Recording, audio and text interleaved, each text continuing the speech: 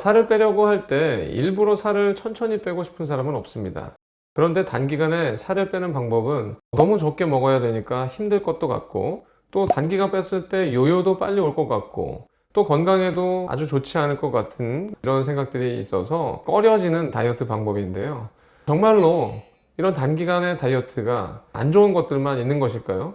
란셋 당뇨 및 내분비 학회 저널에 이 논문이 게재되기 전까지는 의심의 여지가 없이 살은 천천히 빼는 것이 이 살을 빼기도 쉽고 모든 다이어트 측면에서 굉장히 유리한 방법인 것처럼 알고 있었습니다. 15%의 살을 빼는 것을 목표로 했을 때 3달 만에 살을 빼는 방법과 9달 만에 살을 빼는 방법을 비교해 봤습니다. 그런데 놀랍게도 15%의 체중 감량에 성공한 사람들을 봤더니 3달 만에 빠르게 단기 다이어트를 한 사람들이 9달 만에 다이어트를 한 사람들보다 15% 감량에 훨씬 더 많이 성공한 결론을 맺고 있었습니다. 3달 만에 15%의 살을 뺀 사람들은 전체의 80%였고 9달 만에 15%의 살을 성공적으로 뺀 사람들은 50%밖에 안 되었습니다. 그렇다면 3달 만에 확실하게 적은 양을 먹는 방법이 9달 동안 천천히 조금 적게 먹는 방법보다 다이어트 성공 확률이 높은 것은 알겠는데, 요요는 당연히 9달 동안 천천히 먹은 것이 적게 오지 않을까요? 그런데 봤더니 다이어트 후에 3년간 몸무게 유지 기간을 측정했는데요. 요요도 의외의 재미있는 결과가 나왔습니다. 3달 만에 살을 뺐던 9달 만에 살을 뺐던 간에 3년간의 요요가 똑같은 정도만큼 왔습니다. 체중의 15%를 감량했었는데 3년 뒤에는 5%의 체중 감량대로 회복이 그대로 되었습니다. 살을 빼고 유지하는 것이 그만큼 어렵고 천천히 뺀다고 해서 체중을 잘 유지하는 것도 아니라는 것입니다. 또 다른 연구를 했는데요. 이번에는 란셋과 같은 식단이지만 그 기간을 줄여서 비교 연구를 해봤습니다. 5주 동안 하루에 500kcal를 먹은 초저칼로리 다이어트를 한 사람들과 12주 동안 하루에 1250kcal를 먹은 저칼로리 다이어트를 한 사람들을 비교한 연구였습니다.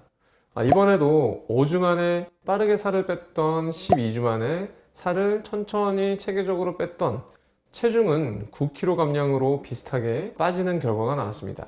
그런데 이 연구에서는 살을 빼고 나서 식단 중재를 하였더니 요요가 비슷하게 왔는데요. 그냥 알아서 하게 했더니 5주 만에 빠르게 살을 뺀 경우에 요요가 더 많이 왔습니다. 왜 이런 결과가 나왔나 하고 체성분을 분석해 봤더니 5주 만에 살을 빠르게 뺐을 때가 12주 동안 천천히 뺐을 때보다 무려 6배나 근손실이 많이 일어났던 결과가 나왔습니다. 특히 여성의 경우가 더 심하게 일어났다고 하는 결과가 나왔습니다. 단기 다이어트를 할 때 알면 좋은 3가지에 대해서 알려드리겠습니다. 첫째는 내가 단기간에 살을 빨리 빼야 될 일이 있다고 하면 아주 초단기에 빠르게 초저칼로리 다이어트를 하는 것이 목표 체중 감량을 할 성공의 확률이 오히려 높다는 것입니다. 다이어트 기간이 길어질수록 오늘 적게 먹어서 살 빼야 돼 이런 마음보다는 오늘은 하루 다이어트를 쉬고 내일부터 다시 적게 먹지, 다음부터 다시 적게 먹지라는 이런 생각들이 많아지기 때문에 그렇다고 합니다. 하지만 여기에서 주의할 점은 하루에 500에서 800kcal를 먹는 초저칼로리 다이어트는 식단을 구성할 때 영양 성분을 많이 신경을 써서 하셔야 합니다. 그러니까 이런 목표를 갖고 할 때는 꼭 단기로만 끝내야겠죠. 두 번째는 단기간에 살을 뺀 분들이 요요도 적게 오고 싶다면 빠진 체중에 맞춰서 다시 식단 조절을 해주는 것이 좋았습니다. 이 내용은 뒤에서 더 잘 설명해 드리도록 하겠습니다. 셋째는 근육 손실이 많은 방법이기 때문에 다이어트 후에 근육 운동을 해주시는 것이 좋습니다. 단기 초저칼로리 다이어트를 하는 동안에는 너무 적은 양을 먹기 때문에 운동까지 할 수는 없습니다. 단기 다이어트가 끝난 후에 음식을 좀 더 많이 먹게 되는 이 시기부터 근력 운동을 해주시는 것이 좋겠습니다. 지금까지 대부분의 사람들이 잠깐씩 단기 다이어트에만 초저칼로리 다이어트를 하는 것이 꼭 나쁜 전략만은 아니다라는 것을 말씀드렸습니다. 마지막으로 한 가지 채워지지 않는 이 궁금증은 이렇게 해도 빨리 살을 빼나 천천히 살을 빼나 3년 뒤에는 대부분 빠진 몸무게의 70%나 원래대로 돌아가는 요요 현상이 있다는 것입니다. 다이어트가 어려운 이유는 사람의 몸이 갑작스러운 체중 감량에 저항하는 메커니즘을 가지고 있기 때문입니다. 그렇다면 요요가 안 오는 방법은 없을까요? 쉬운 방법은 아니지만 확실한 방법이 있었습니다. 2달 안에 13%의 체중 감량을 한 뒤에도 1년간 하루에 600칼로리 정도를 계속해서 적게 먹었더니 우리 몸의 모든 호르몬이 정상화되었다는 놀라운 결과가 있었습니다.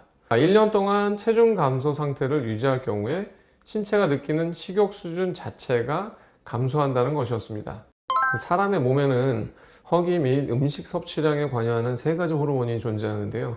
식사 직후에 분비되는 GLP-1과 PYY 호르몬은 포만감을 느끼게 만들어서 식사를 중단시키게 만듭니다.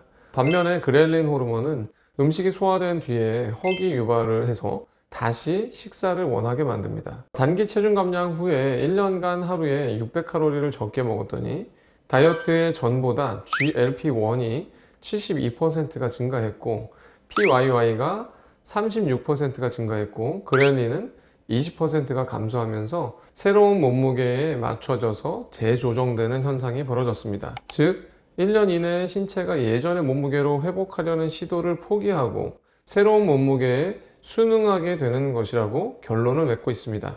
체중 감량을 많이 한 뒤에도 1년간 어느 정도는 적게 먹어야 체중이 유지가 되고 놀랍게도 1년 정도 적응하게 되면 우리의 몸은 완전히 빠진 몸무게에 맞춰져서 바뀌게 됩니다. 말씀드린 이 내용들을 예를 들어서 한번 정리해 보겠습니다. 다이어트 전에 38세, 키 165cm, 65kg인 여성분이 있었습니다. 이분이 2달 동안 하루에 800kcal만 먹어서 7kg을 감량을 했습니다. 58kg가 된 것이죠. 38세, 키 165cm, 58kg. 활동 수준 보통으로 계산하면 체중 감량 후에 이분은 하루에 유지하는 데 필요한 칼로리는 1953kcal입니다. 이것보다 600kcal가 적은 1353kcal를 매년 1년간 먹게 되면 단기 체중 감량을 한 것을 유지할 수 있습니다. 저는 이 방법보다는 하루 400에서 500kcal를 적게 먹고 나머지는 운동을 하는 방법을 더 추천드립니다. 저희가 시술하고 있는 비만 치료 중에서 위풍선 엔드볼 시술이라고 있는데요.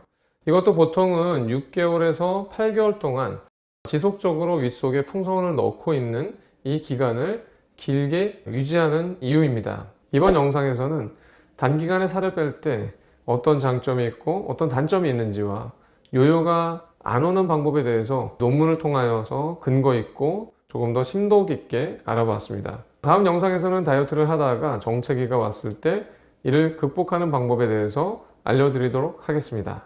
감사합니다.